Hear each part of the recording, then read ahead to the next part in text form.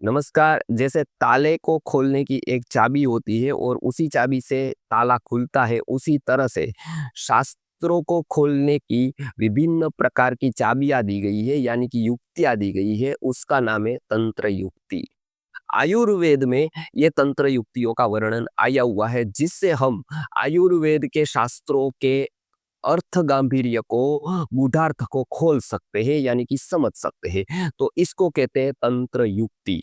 ये तंत्र युक्ति का क्या महत्व है, तंत्र युक्ति शास्त्रों में कहाँ-कहाँ दी गई है, और खास करके तंत्र युक्ति का इतना प्रचलन न होने के बावजूद भी तंत्र युक्ति वैद्यों को और शास्त्र पढ़ने वालों को कैसे उपयोगी होती है, इसकी चर्चा हम इस वीडियो में करेंगे तंत्र युक्ति सामान्य परिचय में। तो चलिए देखते हैं सर्वप्रथम तंत्र युक्ति यानी क्या, यानी कि तंत्र युक्ति का निरूपण। तंत्र युक्ति, आप नाम सुनते ही आपको ऐसा लगेगा कि तंत्र यानी कोई मंत्र तंत्र की बात है, लेकिन मैं ये क्लियर कर देता हूं कि यहाँ कोई भी प्रकार के ऐसे मंत्र तंत्रों की बात नहीं है। यहाँ पर दो शब्द है, तंत्र और युक्ति। यहाँ पर तंत्र मानी क्या, तो तन्यते विस्तार्यते ज्ञानम अनेन इति तंत्रम, यानी कि ऐसा जिससे ज्ञान का विस्तरण होता है, गूढ़ार्थ ज्ञान को समझने के लिए जो ग्रंथ वगैरह है उसको हम तंत्र कहते हैं, यानी कि जिससे ज्ञान का विस्तरण हो सकता है, ऐसी ग्रंथ की संपदा, ऐसे शास्त्र, इसको तंत्र कहा गया है।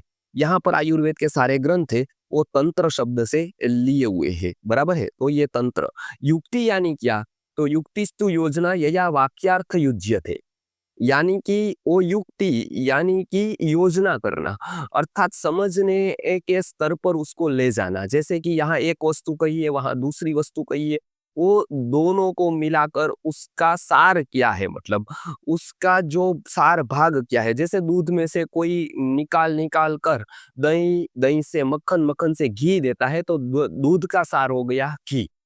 उसी तरह से शास्त्रों में बहुत सारी बातें बताई गई है, लेकिन अभी की कंडीशन में, अभी की परिस्थिति में पेशेंट की अवस्था को देखकर, रोग को देखकर क्या उपयोगी होता है, उसको हम कहते हैं युक्ति।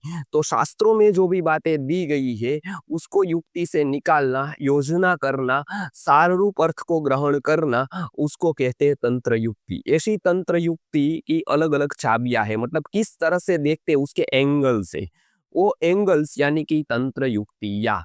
ये कितने एंगल है, तो चरक संहिता में ऐसे 36 एंगल बताए गए हैं, यानी कि 36 तंत्र युक्तियाँ बताई गई है।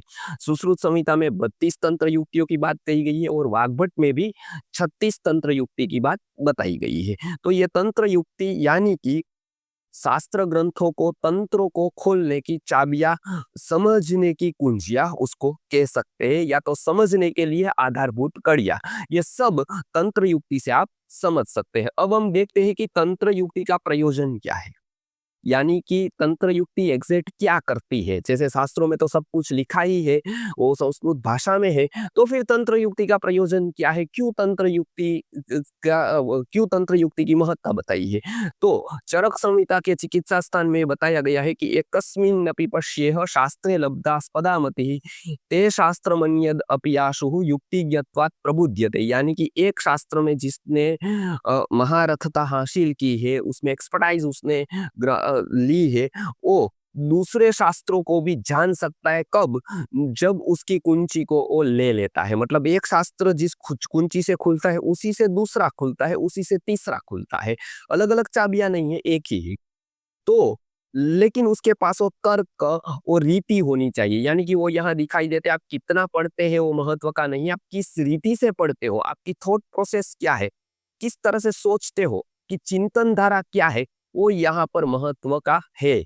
तो ये यहाँ पर कहा गया है, वो यदि आपके पास आ गया तो आप किसी भी ग्रंथ को इस तरह से खोलेंगे जो दूसरा नहीं खोल पाएगा, और आप वो अर्थों को, वो गूढ़ार्थ को ले पाएंगे जो दूसरा जीवन भर मेहनत करके भी वो नहीं ले पाता है। मैं पूज्य गुरु जी की बात करूं तो 1000 साल में जो वैद्य का समाज नहीं निकाल पाया, जो ग्रंथों से जो बातें, वही ग्रंथों से वही बातें पूज्य गुरु जी ने आसानी से निकाल दी, क्योंकि उसके पास वो चाबी थी। केवल आयुर्वेद की नहीं, दर्शन शास्त्रों की देखे, अध्यात्म की बातें देखे, योग और चक्रों की बात देखें तो ये वो निकाल पाए क्योंकि उसके पास थॉट प्रोसेस थी, एक न्याय की तंत्र युक्तियों का ज्ञान था। तो यहाँ पर और भी बताया है कि अधियानोपि शास्त्राणि, अथवा आप शास्त्र कितने भी पढ़ लीजिए, तंत्र युक्तिया विना भिषक, यानी कि तंत्र युक्ति जो डॉक्टर जो वैद्य जानता नहीं है उसका क्या होता है, तो वो बताया है नाधि गच्छति शास्त्रार्थान, वो कभी भी शास्त्रों के अर्थों को, आयुर्वेद की संहिताओं को, अर्थों को जान नहीं पाता है। किस तरह से? अर्थान भाग्य क्षय यथा, यानी कि भाग्य विहीन व्यक्ति जैसे पैसा इसी समाज में यहाँ पर होने के बावजूद भी उसको मिलता नहीं क्योंकि उसके पास भाग्य ही नहीं है, उसी तरह से ऐसे वैद्य के पास आयुर्वेद का ज्ञान आ ही नहीं सकता है, चाहे कितना भी वो पढ़ ले, क्योंकि वो तंत्र युक्ति नहीं जानता है, किस प्रकार से सोचना चाहिए पदार्थ को, उसकी उसके पास रीति नहीं है। आगे बताते हैं कि दुर्गृहीतं क्षिणोत्येव शास्त्रं शस्त्रम इवाबुधम सुगृहीतं तदेवंतम शास्त्रम शस्त्रं च रक्षति, यानी कि अच्छी तरह से यदि आप शस्त्र और शास्त्र को नहीं रखते हैं तो क्या होता है, अच्छी तरह से नहीं रखने पर वही उसका नाश कर देता है, शस्त्र और शास्त्र। और सुगृहीतम, अच्छी तरह से यदि कोई व्यक्ति रखता है तो उसका रक्षण करता है, चाहे शास्त्र हो चाहे शस्त्र हो। शास्त्र और शस्त्र को अच्छी तरह से रखने का मतलब ये है कि शास्त्र को अच्छी तरह से समझना और शस्त्रों को अच्छी तरह से उपयोग करना। तो शास्त्रों को अच्छी तरह से समझने के लिए ये तंत्र युक्ति अनिवार्य है, वो चरक संहिता में यहाँ पर बताया गया है। ये तंत्र युक्ति का प्रयोजन है शास्त्र का आपको बहुत ही अच्छी तरह से ज्ञान कराना। तो तंत्र युक्ति को यदि आपको लगाना आ गया, तंत्र युक्ति को समझना आ गया, तो उसके बल पर आप आयुर्वेद के ग्रंथों को, संहिताओं को आसानी से समझ पाते हैं। ये यहाँ पर प्रयोजन बताया है चरक संहिता में। आगे हम देखते हैं तंत्र युक्ति का प्रयोजन सुश्रुत संहिता में भी बताया गया है, अष्टांग हृदयम में भी बताया गया है, वो दोनों हम देख लेते हैं। सुश्रुत संहिता में क्या बताया गया है, तो यहाँ पर बताया गया है असद्वाद विप्रयुक्तानां वाक्यानां प्रतिषेधनम स्ववाक्य सिद्धिरपि च क्रियते तंत्र युक्तितः। कोई व्यक्ति ने गलत रीति से कोई भी व्याख्या की हो, चाहे अभी की हो, मॉडर्न हो, चाहे प्राचीन की हो, किसी भी प्रकार से उसने ऐसा पदार्थ दिया हो जो शास्त्रों से विरुद्ध हो और व्यवस्था से भी विरुद्ध हो, तो और वो उसका कैसे खंडन करना, उसमें कैसे तर्क लगाना और स्ववाक्य सिद्धि कैसे करना, जो हम बोल रहे हैं उसकी युक्ति, उसके पीछे का तर्क कैसे देना, वो तंत्र युक्ति से जान पाता है। मैं एक उदाहरण देता हूँ। नेचुरोपैथी के सारे लोग एक बात ढोल पीट पीट कर कह रहे थे, दूध मनुष्य का आहार, मतलब दूध मनुष्य का आहार नहीं है, पका हुआ खुराक मनुष्य का आहार नहीं है, ये दो बातें। पर क्यों? तो वो तर्क देते थे। क्या तर्क देते थे पता थे? और सामने डॉक्टर, इंजीनियर और तार्किक वकील बैठे और वो तर्क दे रहा है कि देखो कोई प्राणी पशु पका हुआ अन्न नहीं खाता है, वो बोले कि हाँ नहीं खाता है। कोई भी प्राणु पशु दूसरी योनि का दूध नहीं पीता है, अपने माँ को छोड़कर सब बोलते हैं कि हाँ नहीं पीता है। तो देखिए कोई प्राणी पशु बीमार भी नहीं होता है, किसी को अटैक नहीं आता है, किसी को डायबिटीज नहीं होती है, किसी को ब्लड प्रेशर नहीं होता है, किसी को आईसीयू में नहीं जाता है और कोई ऐसे मरता नहीं है। वो बोले कि हाँ क्या तर्क है, क्या विचार है, वाह वाह वाह वाह वाह। आज समझ आया कि हम ये जो खा रहे हैं पक्का वो गलत है, कच्चा ही खाना चाहिए, क्योंकि देखो प्राणी पशु कोई नहीं खाता है, कोई दूसरी योनि का दूध नहीं पीता है, तो हमको भी गाय का दूध छोड़ देना चाहिए।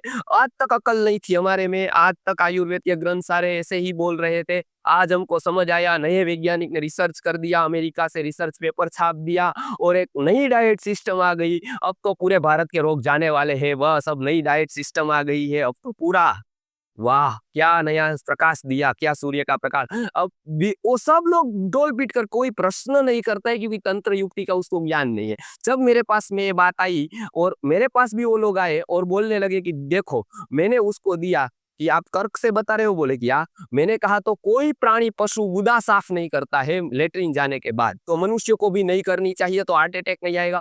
कोई प्राणी पशु दांत को साफ नहीं करता है, कोई प्राणी पशु स्नान नहीं करता है नियमित रूप से। तो प्राणी पशु की आप बात यदि आगे बढ़ाए, उसी तर्क को आप आगे बढ़ाए, तो आपको ये सब कुछ नहीं करना चाहिए। बोलो आप करते हो कि नहीं करते हो?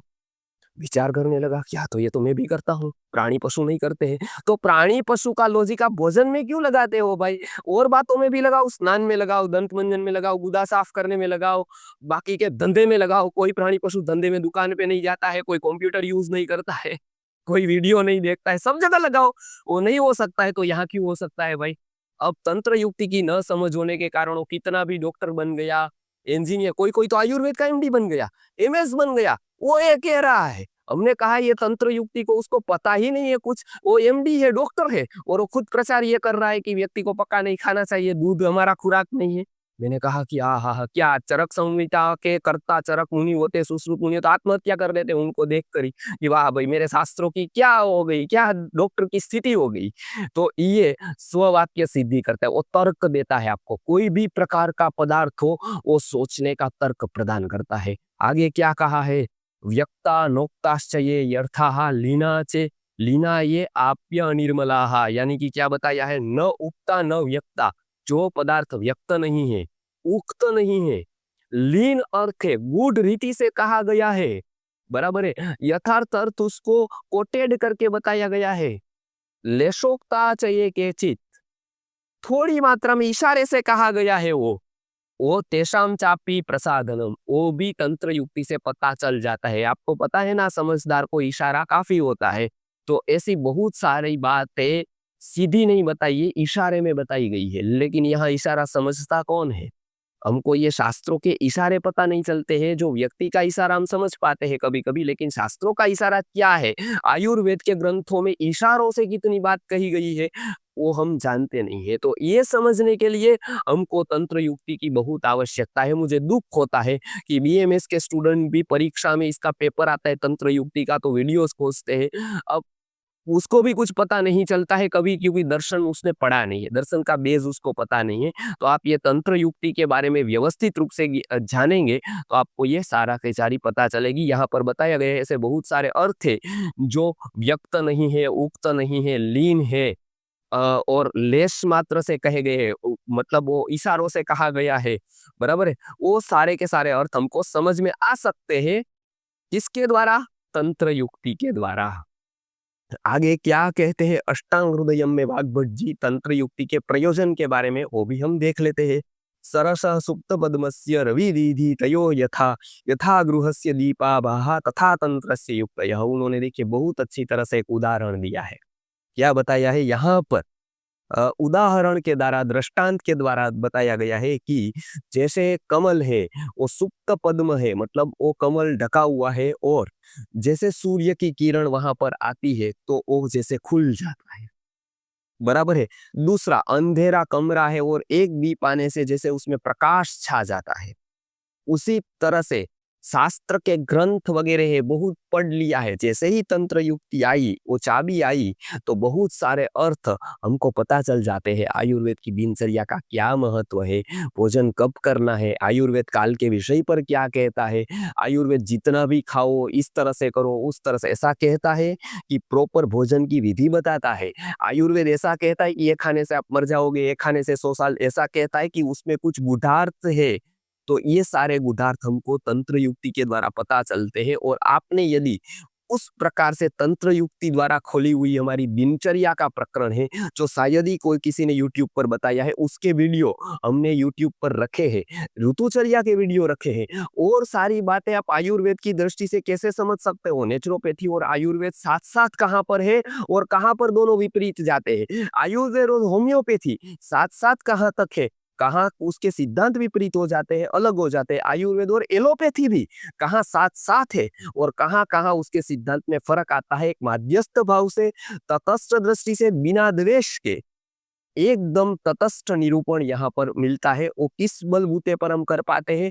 तंत्र युक्ति के बलबूते पर कर पाते हैं। तो ऐसे आयुर्वेद के सिद्धांत और रहस्य को समझने के लिए आप शास्त्रोक्त आयुर्वेदा चैनल देख सकते हो। वहां पर बहुत सारी बातें, आयुर्वेद के वीडियोस, ऋतुचर्या हो, दिनचर्या हो, निशाचर्या हो, चिकित्सा का प्रकरण हो, बहुत सारे ऐसे आयुर्वेद के वीडियोस वहां पर डाले हैं, जो आप आयुर्वेद को ठीक से समझने के लिए उसका उपयोग कर सकते हैं। और हाँ, आपको आयुर्वेद के साथ साथ वैदिक पेरेंटिंग को समझना है, बच्चों के संस्कारों को समझना है, गर्भ के विज्ञान को समझना है, आगे आने वाली पीढ़ी में हम संस्कार को कैसे दे सकते हैं उसके लिए गुरुकुल शिक्षा व्यवस्था को समझना है, भारतीय चिकित्सा को समझना है और शरीर और मन के तंत्र को समझने के लिए मनोविज्ञान को समझना है, तो आप आचार्य मेहुल भाई चैनल पर भी हमारे अनेक वीडियो देख सकते हैं।